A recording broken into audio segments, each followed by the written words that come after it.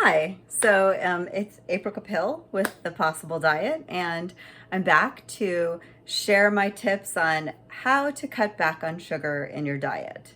It's not always feasible for someone who's trying to just reduce their carb intake to cut sugar out. You may have tried it before with like the Whole30 or another program, but I've managed to reduce my sugar significantly thanks to a low carb diet and also just practice using sugar substitutes. And today I'm going to walk you through a few of my strategies. The first thing is really like sugar that you add to things. I used to add sugar to my coffee. I used to add sugar to my fruit, sugar to my iced tea. And one of the ways that I get around that now is I use monk fruit. It is a sugar substitute. I like golden monk fruit sweetener. It's basically erythritol with some monk fruit extract. You can also use stevia. One thing that helped me in the beginning when I was really trying to cut back is this agave stevia syrup. It's sort of like part agave and part stevia. A lot of the stuff they say about agave, it's like, oh, it's like not sugar. Like, no matter what they say about glycemic indexes, like agave syrup is still pretty much syrup, it's sugar. So don't eat it thinking that you're not eating sugar. Like, it still has carbs, it still has sugar, it still has calories. So that is another option if you are accustomed to adding sugar, especially to your coffee. Another thing that I add sometimes in fall is Lakanto maple flavored syrup. Gives it like a little fall-y flavor.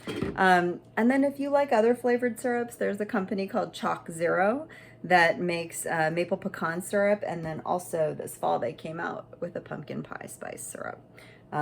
So those are two options for adding sugar to things. I generally like to stay away from what I call the big three, which are saccharin, aspartame, and sucralose. If I'm in a pinch, I will try Splenda, but I generally try to just stay away from those. I find that erythritol and allulose and monk fruit are kind of like my go-tos when it comes to baking. There are some baking products that are sweetened with stevia that I'll go over in a second. So adding sugar to things, use a substitute. Or just cut back. Try using half as much and then wean yourself off of it. Or half regular sugar and half of an alternative, and then slowly pace yourself up to the place where you're not putting any sugar in it at all. The next thing is sugar that's already added to products. There's sugar in a lot of products that you may not realize there's sugar in. Ketchup has sugar. Yogurt is actually one of the most notorious places to find sugar. And I try to read all my labels so that I know what's in things. Even peanut butter and almond butter have sugar.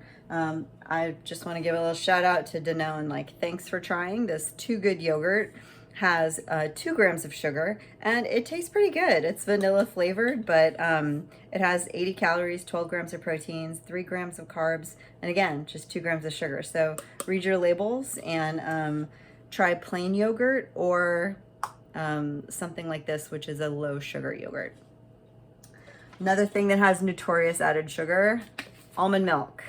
When you buy almond milk, make sure that you look for unsweetened almond milk. I like vanilla unsweetened because vanilla is really expensive and you can already get vanilla added in your almond milk. That's a plus. I use this in my coffee and then also smoothies and chia pudding. Yogurt, almond milk, and soda. Dude, if you're drinking soda, you just got to wean yourself off of it. First of all, it's always a bad idea to drink your calories because it doesn't fill you up. But second of all, it's bad for your teeth, it's bad for your bones. Like, just stop drinking soda. If you're like, I can't, I need a substitute, try Good and Gather has coconut pineapple flavored water. Try club soda with lime, club soda with lemon, club soda with bitters. I even sometimes put like a shot of apple cider in flavored sparkling water and it tastes like a cocktail.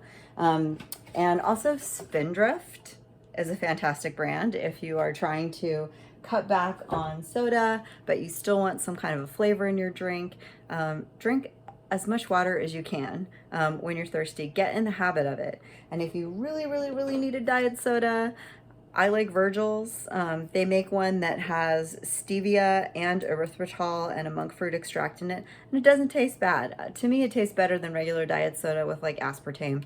And I've known people who've had joint pain because they were just drinking a ton of diet soda with NutraSweet in it, and I this is kind of what is my go-to when I really want a soda flavor. They also make a cola flavor in addition to the root beer, and that's pretty good. So if you're looking for a flavored beverage and you're not, you're tired of everything else that's out there, try tea. There's some really good teas, like Harney & Sons makes a pumpkin spice tea that's pretty good. I use this when I need a sweet treat in the afternoon. Hot Cinnamon Sunset is another one that's pretty good. And then my absolute favorite, I sometimes do a bag of the Harney Hot Cinnamon Spice with the cinnamon apple spice celestial seasonings.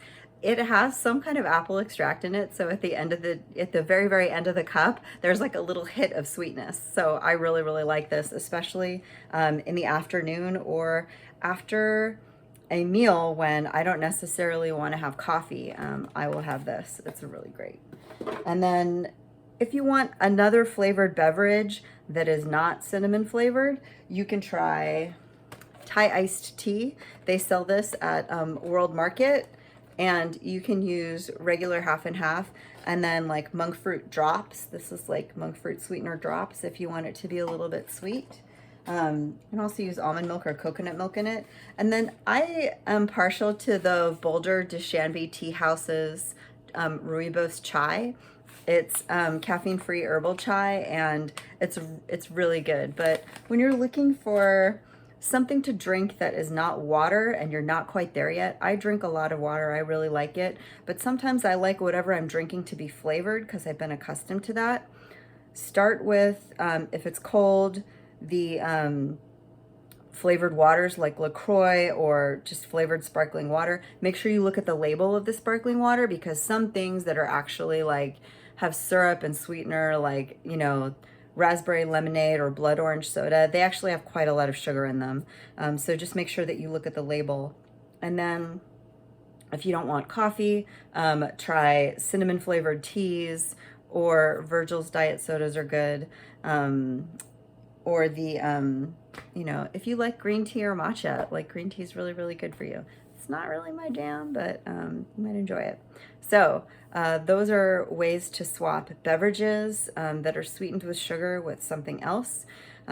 If you are looking for a snack that is sweet, or you're going to a party, or you actually want dessert, but you don't, want to indulge in sugar, I like Swerve Vanilla Cake Mix. This makes a really, really good strawberry shortcake, and you can sweeten the whipped cream with your monk fruit drops or powdered erythritol baking sweetener. I also like Keto and Company. These are kind of expensive, so if you see these on sale at Whole Foods or on Amazon, pick them up. They're pretty good. I like this because even though it has like 15 grams of carbs per serving, it has 8 grams of fiber and only 1 gram of sugar because it's sweetened with erythritol. So those are pretty good. Also, Chalk Zero, which is the company that made these flavored syrups, you can order them online. They have, these are limited edition because they're peppermint for the holidays, but they have these small little squares of chocolate that are perfect. They're low calorie, no sugar, and I just have these with like a tablespoon of almond butter or peanut butter as a snack, and that's kind of like a nice sweet snack. As you slowly wean yourself off of sugar, you might be craving things like a caramello or a Snickers, and when I want something like that, I usually indulge in the Choco Love no sugar added salted caramel. These are delicious. Caramellos were my go-to, and these are a really good substitute as far as alternative sugars go. Lily's also makes a salted caramel, so I have that as well. And you find that the less sugar something has in it, the less it takes of it to satisfy you. Like I'll eat 2 or 3 squares of this. Like I won't even need like half the bar. When a caramello, I can eat a whole caramello, which is like 4 bars. So it's kind of nice to get in the habit of not needing so much to satisfy your sweet tooth. When you are baking with sugar alternatives, Chalk Zero also makes chips. LaCroix makes chips that are sweetened with monk fruit. And Lily's makes chips that are sweetened with monk fruit. So you have 3 options for sugar replacements when it comes to baking. Now, it can be tricky to bake baked goods with sugar. I find that crispness that you get from sugar in a chocolate chip cookie is not the same when you use a product, even a product like allulose or Swerve. The texture is just not quite the same because it's not sugar. I have had some luck with Smart Sugar, which is Miss Jones Baking Company, and this is basically half coconut sugar and half erythritol. So it's still sugar, but it's a sugar that has a little bit more fiber than regular sugar. And then this is their Better Sweet, which is, I think, pure powdered erythritol, basically. With a little bit of monk fruit extract and chicory root fiber. So I think this is like half coconut sugar and half this. You can use coconut sugar as a substitute, but just be aware that it's still sugar. Just because it comes from a coconut doesn't mean it doesn't have carbs or it's not going to raise your insulin. LaCroix makes a sugar-free monk fruit baking sweetener. I use this to make homemade sugar-free ice cream using pretty much any ice cream recipe that's not a custard ice cream.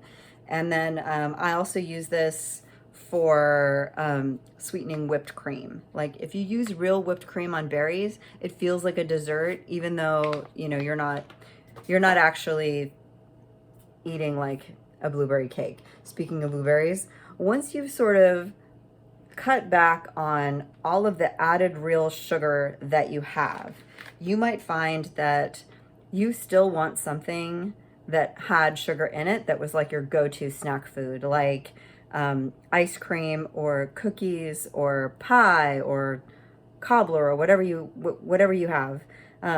For ice cream, I like to substitute chia pudding. It's really, really good for you. You can make it with chia seeds, yogurt, sometimes a little almond milk, and then various flavorings. I guarantee that if there is an ice cream that you are addicted to, somebody on the internet has figured out a recipe that is very similar to that involves chia and yogurt. Chia pudding has that same creamy mouthfeel if you don't use a lot of liquid in it. This one is lemon chiffon, and I love it. It's pretty much my go-to like 3 o'clock snack. And sometimes I eat it for breakfast because it's just so delicious. Also, try fruit. When you have a sweet tooth craving, in the beginning, what I used to tell myself is, okay, have a small apple, and this is a small apple. It's not, it's not a giant apple. You don't necessarily need a giant apple. You might only need a half a cup of apple. But when I have a recipe, especially like a salad that calls for sweetened dried cranberries, ounce for ounce, have as much sugar as Skittles. You should just put Skittles on your salad because, sweetened dried cranberries have maybe a little bit of fiber, but other than that, you're basically just eating corn syrup. So try an chopped up apple instead in your salad, or blueberries. Dried fruit is very, very high in carbs. I'm not saying don't eat dried fruit. I'm just saying you might get more bang for your buck with blueberries than you do with raisins. So blueberries and apples are like my go-to when I want something sweet that I want to like pop in my mouth, and I don't want to eat something that's very high in carbs. So that pretty much covers it. King Arthur also makes a baking sugar alternative. This is a mix of erythritol, corn fiber, allulose, and fructan fiber, and monk fruit extract, and stevia. So this is kind of like every, sugar alternative that they make in one. I'm gonna try this. I've never tried it before. I just ordered it. So if it turned out well, you'll see a video, I'm sure, on how I cracked chocolate chip cookies using a sugar alternative. Oh, one more thing.